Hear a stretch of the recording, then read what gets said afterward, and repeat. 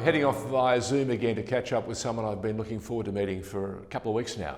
Her name is Helen Robinett, and she's feisty, she's smart, and more importantly, she's a leadership and confidence coach. Helen, welcome to The Informer. Thank you, George. Great to be here. Now, we're witnessing a real movement, aren't we? Especially over the last few months. There's been an awful call for change. We're hearing it from just about every quarter of the community.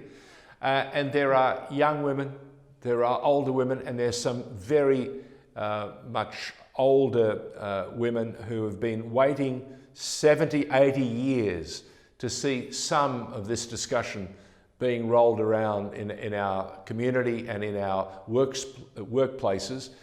Is the time right? Has COVID brought upon us, this meaningful time to reflect on what we have and what we haven't got and what we need to do?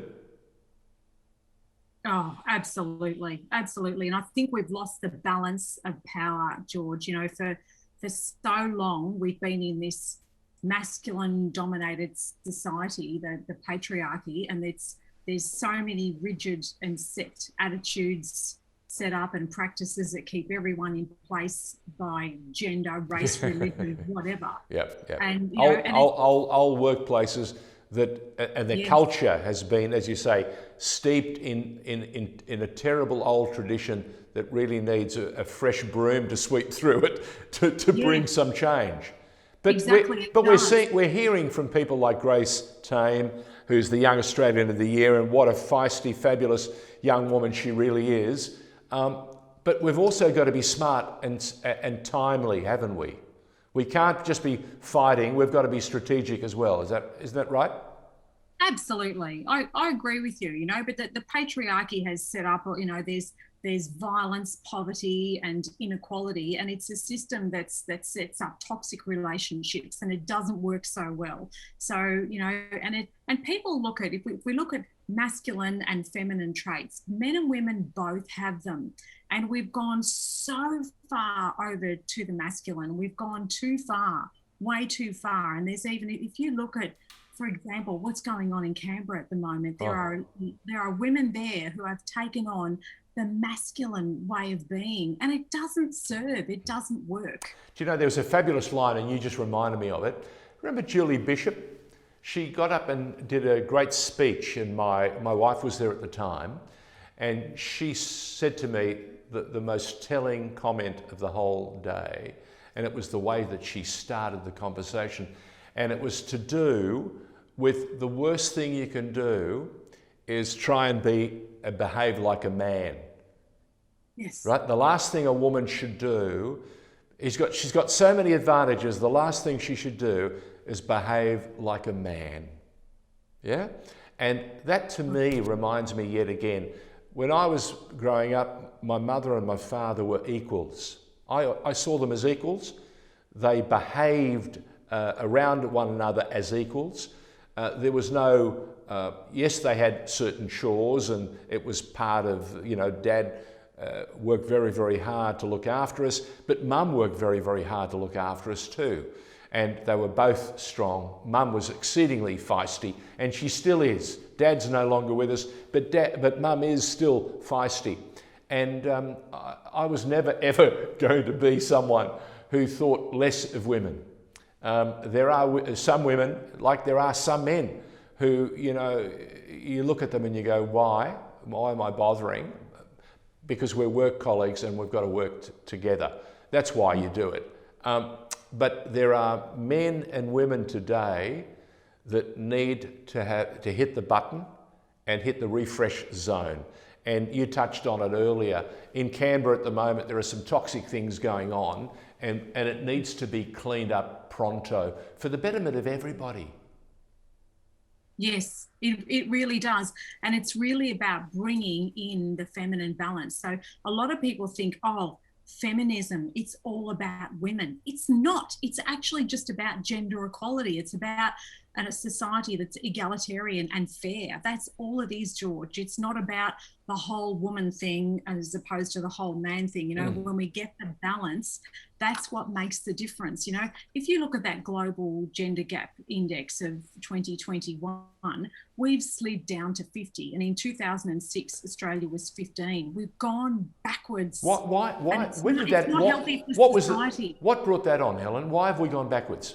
When we were heading in the right direction, what happened that turned it around? Have we had a new class of male that has been misogynistic to the nth degree, or have we forgotten some of the things that made us the best of each other?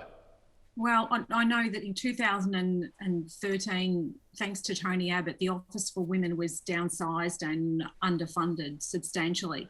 And there have been many things that governments have put in where we have slid down, you know, and just gone backwards. So there's no... it's a shame because there are things that would make our society perform so much better. I mean, I've been on boards, George, and what I know for sure is that when men and women are working together, societies perform really well. You get a mix of men and women on a corporate board, fantastic. It works really well. And like you, I was raised where both of my parents, there was equality. You know, they were both mowing the lawns, cooking. I didn't see male-female roles. I didn't see that. It wasn't until I got out into the workforce and I started young girl. How old was I? 18, 19, and I'm getting hit on by older men. And I came home and I said to I was angry with my father. I said, you could have told me, like, I didn't know that this was a thing. I was so protected. And he said, I'm sorry. I'm so sorry, you know? And it's just a crazy thing. So how do we protect the next crop of young women?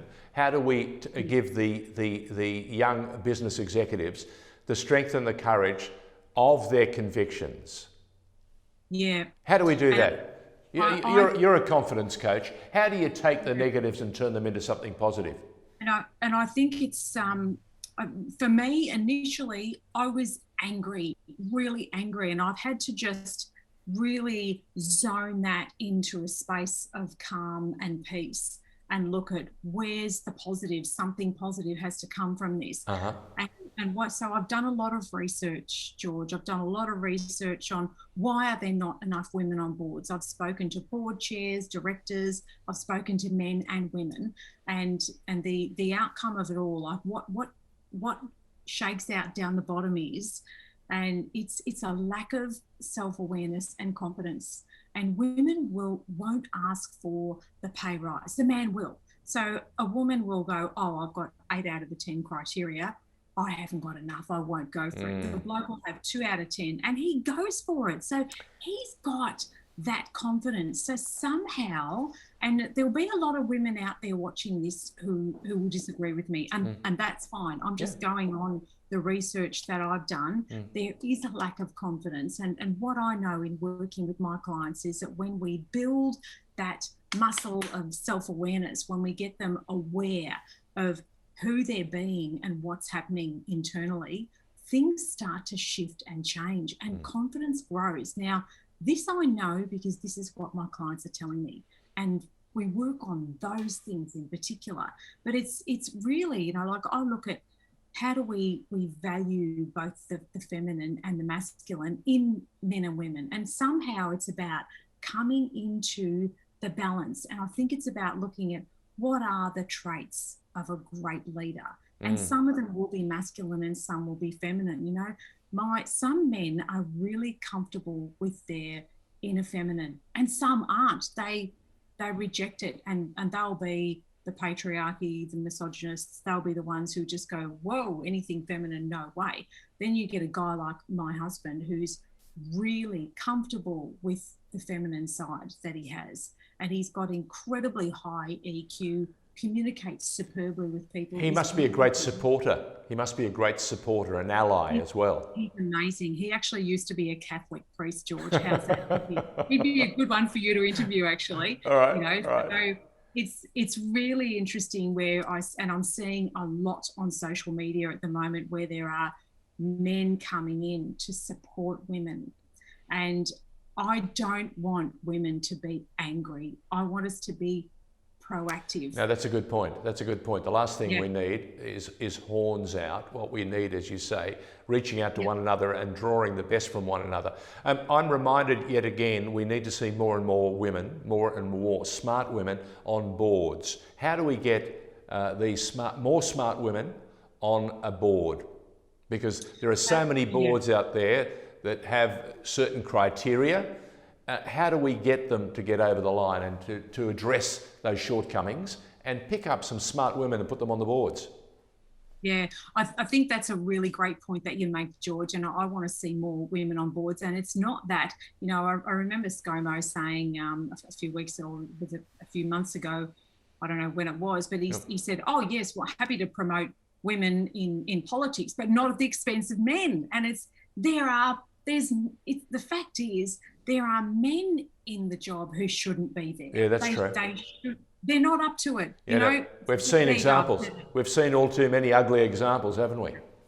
We have, and it's frightening. And I've got colleagues who deal a lot with people in Canberra, and they say, hey, what's coming out now? No surprise. Yeah. It's been going on for years. And I've gone, whoa, like shock horror. Because who knew? I'm fascinated. I've been watching very carefully some of the commentary that's coming out of Canberra. And I keep saying to people time and time again, people think and behave differently in Canberra, especially if they're in the media and especially if they're in government, because it's if they're in this bubble. You know what happens in a bubble? It bursts. And, and that's where the problems align. But I noticed one of the things that you're very keen on, and it's almost a mission statement of yours, and that is to help women to harness this current momentum of change that's sweeping the marketplace, and this feeling that we've got to renew and give women of all walks of life the opportunity to challenge themselves and do things that they haven't thought about doing because they've felt constrained or they've felt bullied or they've felt coerced.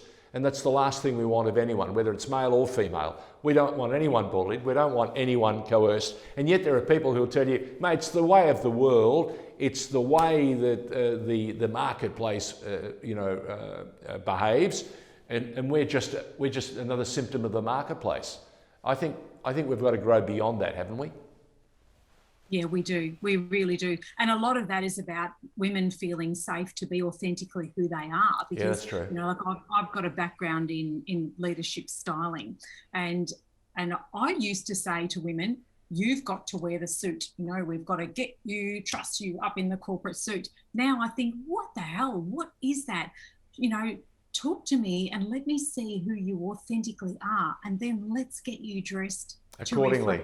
Because human beings relate to the visual. What is it that we're seeing? And that creates likability and trust. So if you can be comfortable with who you are, and look, I'll show you a good example. Yeah. Erin Brockovich. Remember that scene in the movie where she, Ed's just checking out her boobs because there they are out on display. and she's got the brains, she's got the smarts, and she's doing the work. And she says, boobs, Ed, they're boobs. Get off it and let's get the work done, And there's that's going to an extreme, but she honoured herself. Yeah, she owned it. She owned the moment, and she knew. Owned it. Yeah, she did. Yeah, you know what fascinates me though, Helen? In the early days at Channel 9, when I left SBS and went to Channel 9, I remember one of the great presenters of Australian television was doing a current affair. And she was part of the original 60 Minutes team. Her name was Jana Wendt. Yes. And in those days, we didn't have social media, but we had logs that people would ring in and complain. If they had something to say, they would ring in the reception desk, and there were 2 or 3 receptionists, and they would take down inordinate numbers of comments and complaints. And do you know how many complaints Jana would get from women about anything and everything, and nothing to do with the work and the craft? It was always about her appearance. Have we changed? Is that still the biggest criticism I have is that the biggest critics of women are women. And it's a very sad thing. And nobody cares what a male prime minister's wearing, but look what happened to Julia Gillard. Oh. And she says in her book with Ngozi, she says that I wish I had have called it out sooner. I wish I had gone out to the Canberra Press Gallery and said, really, guys, are we going to talk about the colour of my jacket? Are we really? Or are we going to talk about the policies and the government? During that time, Helen, the Canberra Press Gallery wouldn't have picked up on it. They were so set in their ways, and she was wise to do what she did when she did. She's been a prime minister who came through a very difficult initiation period. She's better for it at the end of it rather than at the beginning, because it was a strained relationship. But I think what she did was she gave us a pathway. And that's what you do too. You give women today a pathway, and you're giving them more and more the confidence and I suppose the tools that they need to survive and to get ahead. That's right. That's right. And it's about how do we get that balance between the masculine and the feminine, because there is a balance. And that's what it is that I do. Because if you look at men with the logical, women with the emotional, if we come to the midpoint, it's about awareness. That's what it is. And then if you look at the masculine will tend to be reactive. The feminine will tend to be reflective. And in the middle is being proactive. So it's really getting into who are you being? That's what it comes down to, George. And there's some work to do there, because my experience over the last 20 years shows me that women are basically insecure about what they're wearing, how they're being perceived, should they ask for the pay rise, should they go for that job. And I've just had a client recently who said, look, I'm going for this role. And I said, are you clear on what you want to be paid? And she said, oh yeah, I think I'll just go for this. And I said, add 20,000. And she went, oh! I said, listen to me, add 20. And she went, oh. So she did. She nearly choked on it. And they came back with 5 less, but she ended up with more than what. And I said, wanted, I said, you've done the work. You've earned this. You've earned this. Do you think? But they don't think like that, Helen. They don't. No, they don't. No, and that's the work. That's the work to do, George. That's the work to actually own it, to be brave and step in, have the courage and say, yes, I've done this. You know, I go through a process with my clients where I say, let's look at your career. What have you done? Where are the gaps? And then I get them to own that quite confidently, and it makes a difference. You know what we've need to wear the suit. I was just going to say, you know what we've learned in all our interviews on The Informer over the last nearly year now, men or women, those that have an authentic purpose, that know who they are, have the energy and the capacity to beat up on all those who are trying to knock them over and push them off course. Whether they're male or female, they have the smarts. We spoke to Sally Capp, who's the Lord Mayor of Melbourne, right? And Sally, in her early days, was just what you're saying. She really didn't appreciate or understand her worth. And she was watching everyone around her in a legal office getting ahead, and she wasn't. Until she went one day in tears to her boss, and he was absolutely astonished how he was hurting her. He thought he was looking after her and making sure that she was doing what she needed to do. And the moment she said to him, this is what I wanted, he was right behind it and supported her and gave her the impetus to go forward. But she was almost astonished that she had to be brought to tears before she had the courage of her convictions. Isn't that amazing? We're talking about a woman who's been on a host of boards, who's worked overseas in some of the biggest markets and some of the biggest cities in the world, and she was prepared to tell us that. So what you're saying is on the money. It's so common, George. It is so common, and they won't want to admit it. If people want to know more, looking professional, they won't admit it. If people want to know more from Helen, what do we do? How do they reach out to you? LinkedIn is probably the best place to find me, George, LinkedIn or my website, helenrobinett.com. Okay, so it's if you want to know any more about how to get ahead, and as they say, change your thinking, Helen Robinett will get you to do that. And the best place to get it is on LinkedIn. Helen, thank you for joining us on the program. Look, let's get you back on and talk some more about this mood, this new energy that's sweeping the marketplace, and we're seeing a new form of feminine power. You don't need the muscles, you just need the smarts. Absolutely. Great to be here, George. Thank you. Good on you. Thanks so much, Helen.